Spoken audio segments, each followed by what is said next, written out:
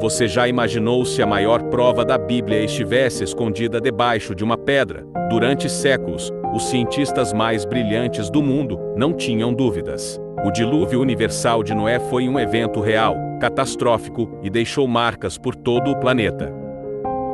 Mas aqui está a reviravolta que ninguém te conta: os homens que saíram a campo para provar o dilúvio com martelos bússolas na mão eram, na verdade, clérigos da igreja, padres e pastores que fundaram a geologia moderna para confirmar a fé. Só que eles encontraram algo nas profundezas da terra que não esperavam, algo que os deixou horrorizados e os forçou a tomar uma decisão impossível: ignorar o que seus olhos viam ou admitir que a história da humanidade era muito diferente do que eles pregavam no altar. Neste vídeo, eu vou te mostrar como a busca por Noé acabou revelando um mundo de bilhões de anos, e por que os maiores defensores do dilúvio foram exatamente os primeiros a desmascará-lo. Prepare-se, porque a história da geologia começou com uma tentativa de provar a Bíblia e terminou mudando o mundo para sempre.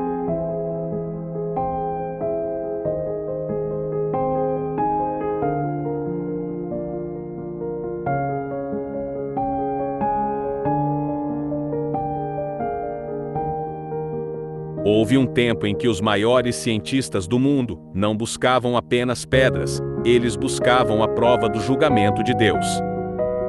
Para os primeiros geólogos, como William Buckland e Adam Sedgwick, a Terra não era um amontoado de acasos, era um livro aberto, e eles acreditavam piamente que cada camada de lama e cada rocha deslocada contavam a mesma história, a história do dilúvio de Noé. Imagine o que esses homens sentiam ao encontrar rochas do tamanho de casas, pesando centenas de toneladas, largadas no meio de planícies onde não havia montanhas por perto. Para a mente de um geólogo de 1820, não havia dúvida: apenas uma força colossal, uma inundação de proporções bíblicas, teria poder suficiente para arrancar essas montanhas e arremessá-las a centenas de quilômetros de distância. Eles chamavam esses depósitos caóticos de diluvium. Para eles, o cascalho, a areia e a argila que cobriam a Europa eram os resíduos deixados pelo recuo das águas sagradas.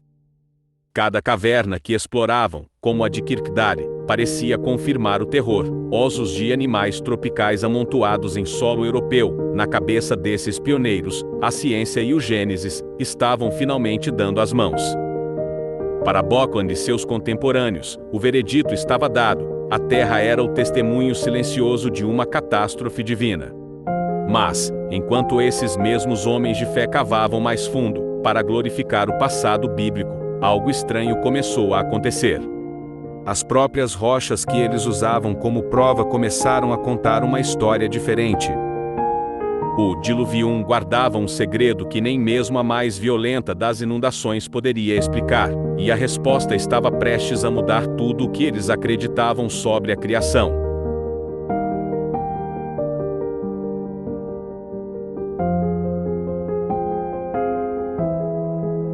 Depois de anos defendendo que o cascalho, os ossos e as pedras gigantes eram a assinatura de Deus no dilúvio, esses cientistas cristãos tiveram que encarar a realidade: as evidências que eles tanto amavam agora os contradiziam.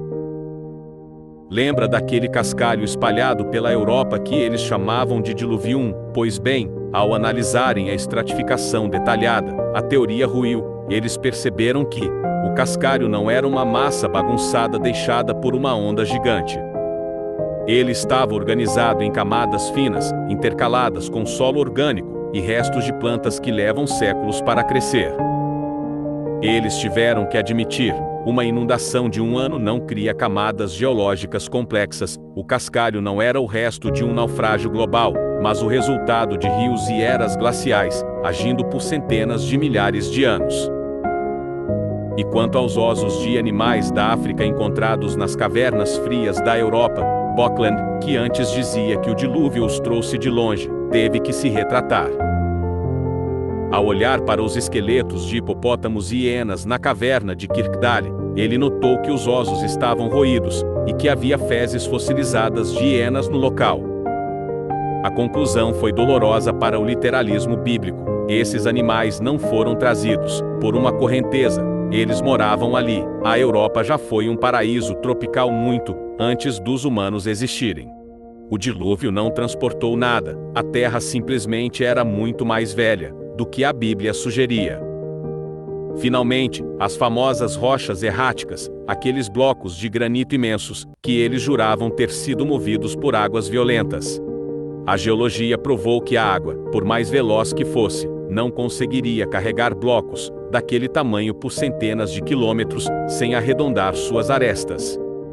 Eles reconheceram que só o gelo massivo, as geleiras da era glacial, teria força para transportar montanhas e depositá-las suavemente em campos distantes. O dilúvio de Noé, que deveria ser um evento de água líquida, não tinha espaço nessa equação. O momento mais marcante foi quando Adam Sedgwick, em 1831, subiu ao púlpito da Sociedade Geológica e disse: "Retiro tudo o que disse sobre o dilúvio ser a causa dessas formações, estávamos errados." Eles não abandonaram a fé, mas abandonaram o literalismo. Reconheceram que a Terra não tinha 6.000 anos, mas milhões. As provas do dilúvio tornaram-se as provas de um planeta vasto, antigo e em constante mudança, muito antes de Noé ou de qualquer registro humano.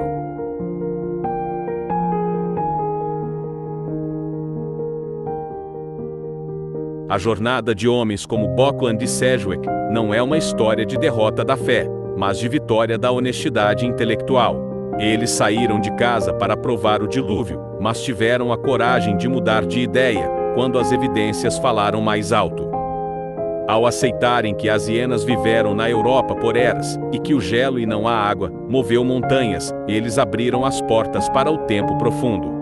Eles nos ensinaram que a Terra é um livro de milhões de anos, cujas páginas são escritas em camadas de pedra. O dilúvio pode ter secado nas páginas da geologia, mas o que surgiu em seu lugar foi uma visão muito mais grandiosa e fascinante do nosso planeta. A verdade não teme a investigação, ela apenas nos convida a olhar mais de perto. Se você gostou desse vídeo, deixe seu like e se inscreva. Até a próxima!